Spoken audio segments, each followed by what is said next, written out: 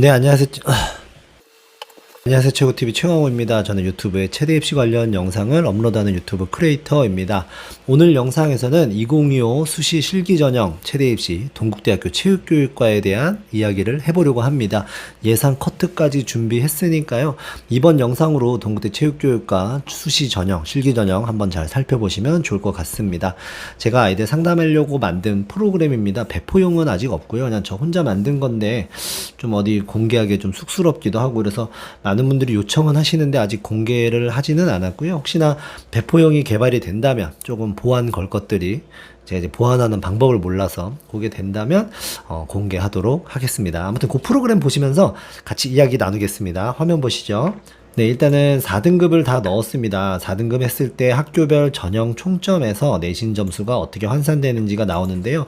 동국대는 4.0등급일 때 298점입니다. 그래서 합격생들은 주로 298점에서 내신 291점 요 사이에 분포하지 않을까라고 예상을 하는데요.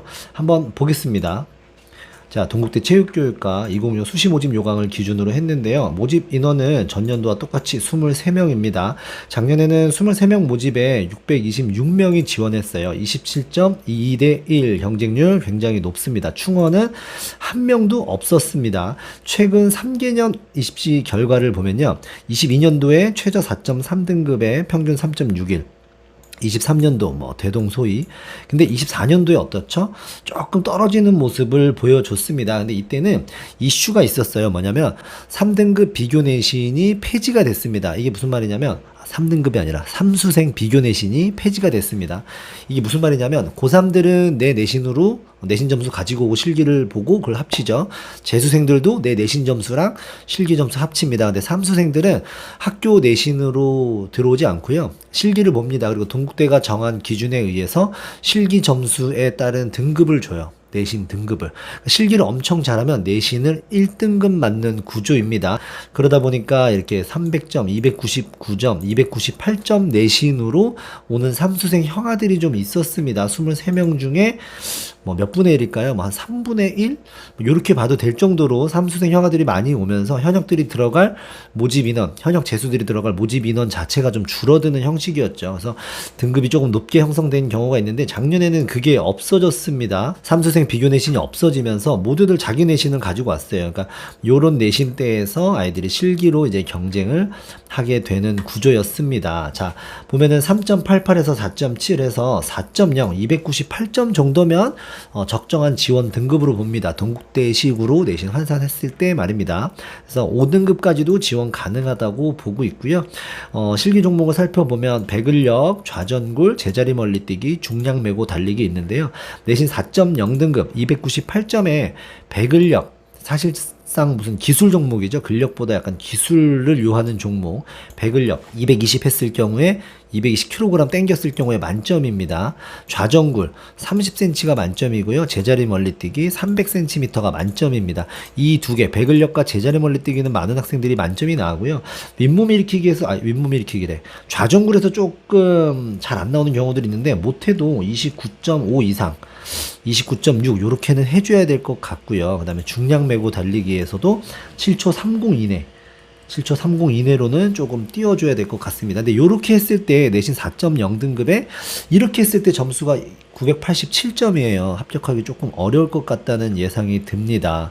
유연성에서 29.8 좀 더 해줘야 될 것 같고요. 달리기도 7.25초 7.25초 요렇게는 해줘야지 합격을 할 것 같습니다. 7.27초 해도 요것도 작년 기준으로는 합격을 하는데요. 올해는 어떻게 될까요? 그거는 좀 조심스럽게 예상을 해봐야 될 것 같습니다. 자, 오른쪽에 보시면 동국대학교 실기 환산 방식입니다. 배근력, 좌전굴, 제멀, 달리기. 최고 기준과 최저 기준, 요거는 킬로그램이고요. 요거는 센치가 되고, 그렇죠. 그래서 요거에 따른 이 산출식이 있어요. 산출식으로 점수가 나옵니다. 그걸 제가 배점표화 해봤는데요. 배근력 같은 경우는 이제 3점당 떨어뜨린다고 했을 때 보통 2.7kg 막 이렇게 떨어지고요. 좌전굴은 0.5, 0.6cm당 3점이고요. 제멀은 1, 2cm당 3점이 떨어지고 중량 달리기는 0. 0.08초 정도당 3점이 떨어집니다. 근데 체감이 잘 안 되시잖아요. 아이들이 배근력 220은 만점이 잘 나오고요. 제자리 멀리뛰기 300도 잘 나옵니다. 다만 유연성은 조금 선천적인 재능의 영역이 있어서 요게 잘 안 나오는데 요거 준비 잘하면 좋을 것 같고, 중량 달리기도 기술적으로 잘 준비한다면 95점 이상으로 다 받을 수 있을 것 같습니다. 그래서 제 생각에는 4.0 내신에 29점 후반, 좌정글 29점 후반 센티미터의 중량 달리기는 7초 29, 이때 7초 2 후반으로 맞추면 얼추 커트 부근에서 있지 않을까라고 예상해 봅니다. 자, 이 커트가 작년에는 990점 XXX 해서 이제 커트가 나왔는데요. 올해는 어떻게 될까요? 제가 볼 때 일단은 여기서 요강상 볼 수 있는 변수는 없고요. 다만 실기 실시 방법은 조금 살펴볼 필요가 있을 것 같습니다. 한번 같이 보시죠. 배근력 같은 경우는 이슈가 코팅이 없는 목장갑을 착용한다, 요 이슈가 있거든요. 그래서 이 부분에서 이 장갑을 끼고 했을 때 조금 아이들이 기록이 어떻게 될까, 요 부분 중요할 것 같고, 운동화 양말을 벗고 맨발로 실시를 합니다. 요 부분도 좀 준비 미리미리 좀 해놔야 될 것 같습니다. 자, 그 다음에 앉아 윗몸 앞으로 굽히기는 뭐 크게 어떤 변경사항이랄까요? 없어요. 그래서 전자 고정밴드 착용 전에 웜업을 맞춰야 되고, 그러니까 움직일 수 없다는 것 같아요. 밴드 차고 바로 내려가야 되는 것 같고, 양손바닥이 겹치지 않도록 수평을 유지하되 양손 가운데 손가락 끝이 동시에 닿게 하는 천천히 일련의 동작으로 밀어주고 3초 유지. 그러니까 뭐 큰 특이사항은 없습니다. 다만 배근력, 요 목장갑이 조금 이슈가 되지 않을까 싶고, 제자리 멀리뛰기도 뭐 그냥 뛰면 됩니다. 근데 다만 제가 조금 주목하는 부분은 요거거든요. 중량 메고 달리기. 아, 요럴 수 있겠다. 배근력 요거 이제 각도기 있잖아요. 요 각도기가 올해 만약에 새로 제작이 됐다면 전년도에 준비했던 친구들은 조금 다를 수가 있겠죠. 요건 뭐 큰 이슈 없고, 이 판이 조금 높아지면 아이들 기록이 잘 안 나오거든요. 근데 뭐 그 판이 바뀌진 않을 것 같고, 제머는 정말 특이사항이 없을 것 같은데, 중량 메고 달리기 한번 보겠습니다. 운동화를 착용하고 중량 남자 20kg, 여자 10kg의 모래주머니를 원하는 어깨에 맨다면, 그러니까 요런 데서는 이거예요. 이 모래주머니가 기존에 우리가 알고 있던 모래주머니에서 다른 걸로 바뀌면은 어떻게 될까요? 예를 들어서 운동할 때 사용하는 불가리안 벨트 같은 거라든지, 한양대에서 사용하는 조금 베개 같은 모양의 약간 포대자루 같은 그런 거라든지, 지금은 가죽으로 된 거를 그동안 써왔잖아요.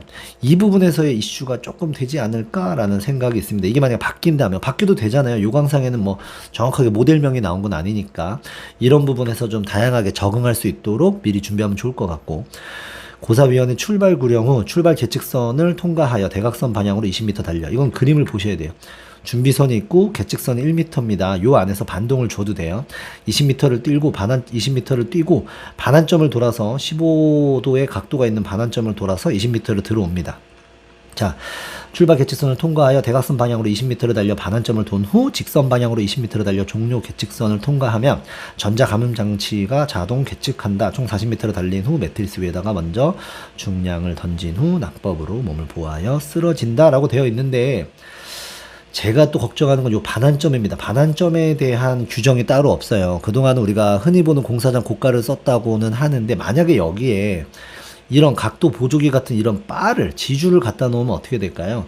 학생들이 좀 턴을 하는데 조금 불편할 겁니다. 이런 요 코스도 조금 커지게 될 거고요. 기록에 분명히 영향이 되고, 이런 부분은 이게 만점이 잘 안 나오는 종목이니까 커트에도 영향이 있을 수 있습니다. 예를 들어서 한양대 에리카에서 사용하는 그런 지주라든지, 어떤 뭐 고깔인데도 큰 고깔이 될 수도 있고, 그래서 그런 부분, 그런 변수가 있다는 거는 조금 미리미리 조금 뭐랄까 대비 예측을 하시고 준비하면 좋을 것 같습니다.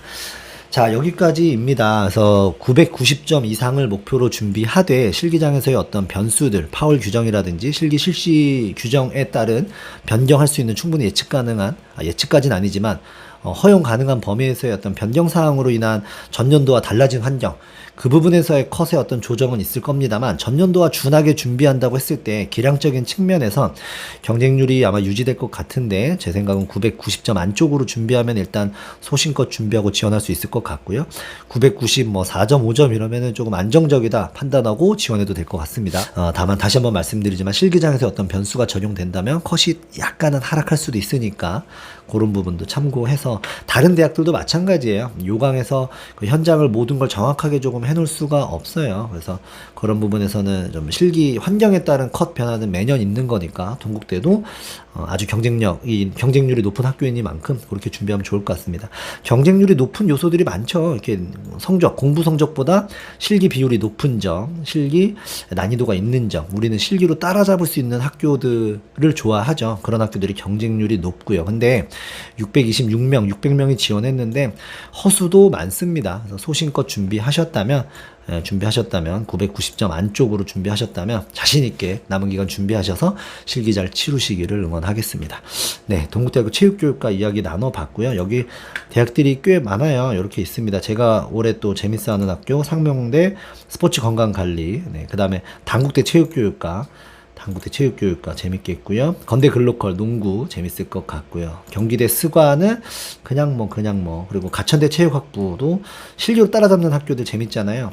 성결대 과연 올해는 어떤 컷이 나올지. 그래서 이런 학교들, 용인대 스포츠 레저 학과, 여기도 조금 기대가 되는 학교고요. 한양대 에리카는 올해가 이제 마지막이죠. 네. 그 다음 호서대 사채, 또 기회의 땅이 됩니다. 복근 폐지, 메디신 신설로 경쟁률 상승이 예상되고요. 그래서 이런 내용들 학교별 강론으로 들어가서 저도 조금 한 번 더 디테일하게 공부하면서 여러분들에게 안내하는 영상 앞으로 찍어보도록 하겠습니다.